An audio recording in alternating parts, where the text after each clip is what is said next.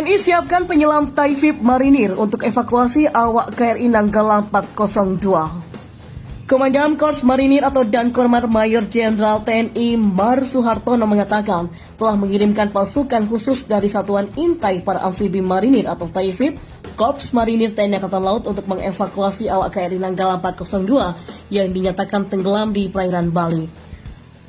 Kami mengirimkan pasukan khusus dari Satuan Intai para Amfibi Marinir atau Taifib Korps Marinir TNI Angkatan Laut, kata Suhartono dalam keterangan tertulisnya pada Senin kemarin.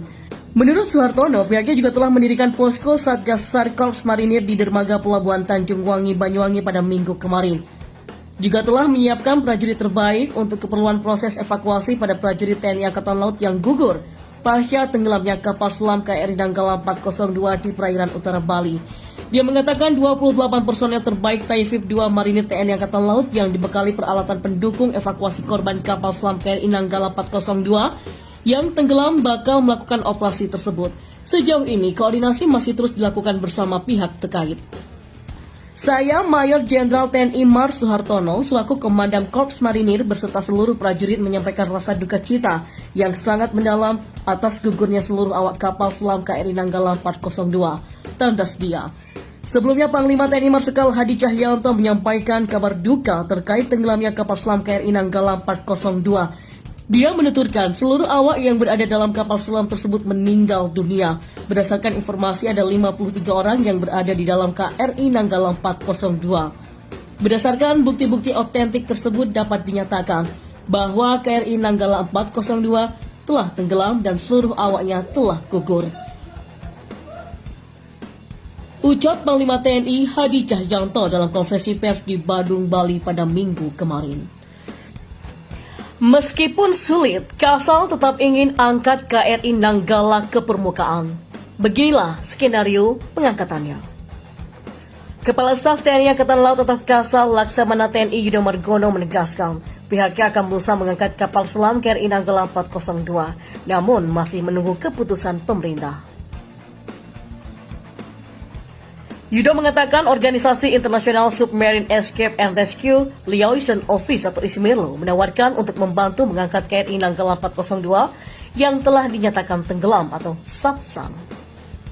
Kita akan berusaha untuk bisa mengangkat kapal ini walaupun dengan kedalaman 838 meter tadi, dan tentunya dalam organisasi ISMERLO juga ada rekan-rekan kita dari luar yang menawarkan ini, ujar Yudo. Dikutip dari kabar Tusuki dari Antara, Yudo mengatakan pemerintah yang berhak memutuskan apakah KRI Nanggala 402 bakal diangkat atau tidak. Kasal sudah mengajukan kepada Panglima TNI Marsikal Hadi Cahyanto yang akan diteruskan kepada pemerintah. Korps Hiu Kencana juga meminta agar KRI Nanggala 402 ini bisa diangkat. Tadi juga warga Hiu Kencana meminta untuk kapal ini bisa diangkat dan ini adalah langkah yang akan kita ajukan kepada atas, kata Yudo. Yudo menjelaskan investigasi menyeluruh bertujuan untuk mencari penyebab tenggelamnya KRI Nanggala. Lewat investigasi, ia berharap di kemudian hari tak terulang kejadian yang sama. Rekaman KRI Nanggala di dasar laut oleh tim penyelamat. Dikutip dari gridhot dari kompas.com, kapal selam tersebut diduga tenggelam dalam kedalaman 850 meter akibat retakan besar.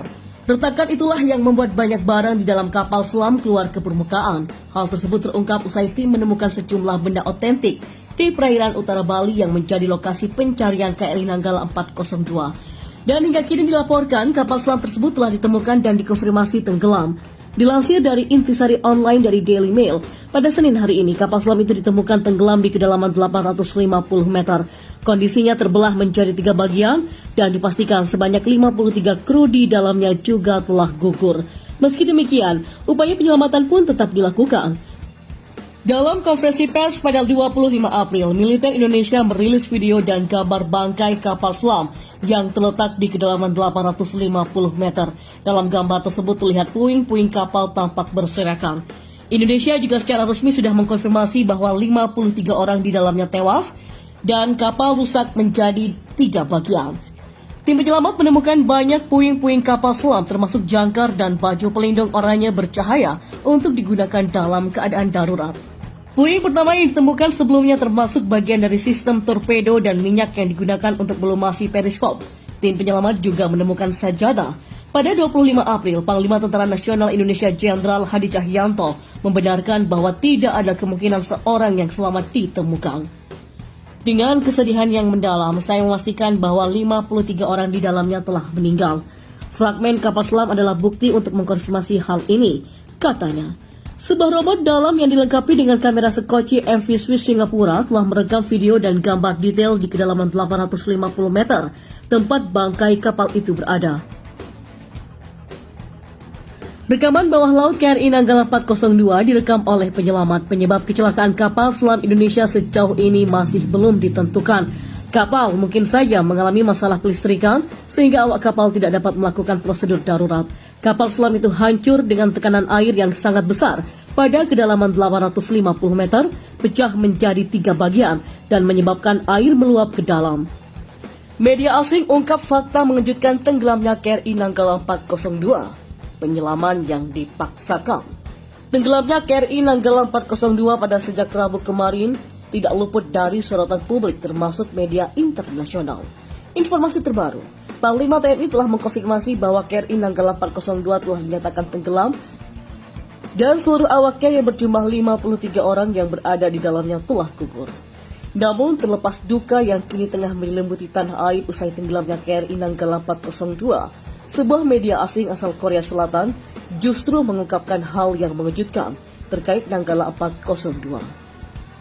Media hankuklibo.com, yaitu sebuah media Korea Selatan, mengungkapkan bahwa KRI Nanggala 402 tidak dirawat dengan baik, bahkan dipaksakan menyelam setelah 3 tahun tidak digunakan. Sulit memang untuk meyakinkan bahwa kapal selam tua yang punya umur panjang dan belum dirawat dengan baik telah dimobilisasi untuk pelatihan peluncuran torpedo. Bahkan kapal selam tersebut tidak pernah menjalani pelatihan kapal selam selama 3 tahun. Tulisnya dilansir oleh Gala Media pada Senin kemarin. Seperti diketahui, setelah dilakukan pencarian KRI Nanggala 402 ditemukan pada kedalaman 838 meter. Padahal jika melihat kondisi kapal yang sudah sedemikian tua, media tersebut menyebut bahwa kedalaman maksimum hanya 190-200 meter saja. Mempertimbangkan kondisi kapal selam, diperkirakan kedalaman maksimum lambung dapat menahan 150-200 meter saja, tulis media tersebut. Selain itu disebutnya bahwa KRI Nanggala 402 telah melebihi kapasitasnya saat melakukan penyelaman. Ia mengatakan bahwa batas maksimum awak untuk KRI Nanggala 402 adalah 43 orang. Hal lain yang menjadi sorotan juga terkait dengan usia. Diketahui bahwa usia kapal selam biasanya hanya 25 tahun, sedangkan KRI Nanggala sudah berusia 41 tahun, sejak dibuat di Jerman pada 1980. Yang paling penting kata dia bahwa perawatan kapal selam harus dilakukan setiap 6 tahun sekali, sementara KRI Nanggala diketahui melakukan perawatan pada tahun 2012 lalu. Pemeliharaan kapal selam harus dilakukan setiap 6 tahun sekali hingga masa layannya dan setelah itu lazim dilakukan untuk memperpendek jangka waktu tersebut, yang artinya pemeliharaan kapal selam belum dilakukan selama 9 tahun. Bahkan sumber militer setempat mengatakan kepada Hankuk bahwa kapal selam itu tidak pernah tenggelam sejak tahun 2018. Media tersebut juga menyoroti adanya motif tertentu di balik latihan menggunakan kapal selam yang cenderung dipaksakan dengan KRI Nanggala 402 yang sudah tua.